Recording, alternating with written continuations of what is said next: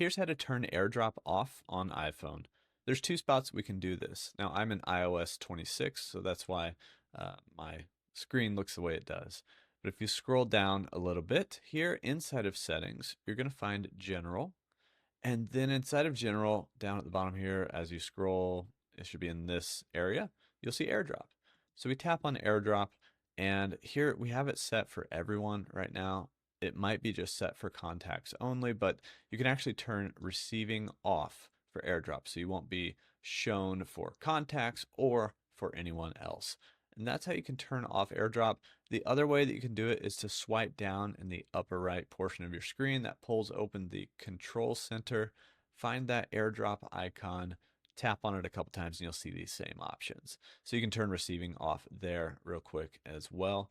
You can also turn off some of these other options, like when you bring your phone close to someone else's, it can start sharing. So we can turn that off so it doesn't happen.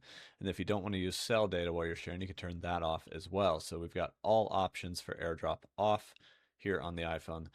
That's how you can turn off AirDrop on iPhone in iOS 26.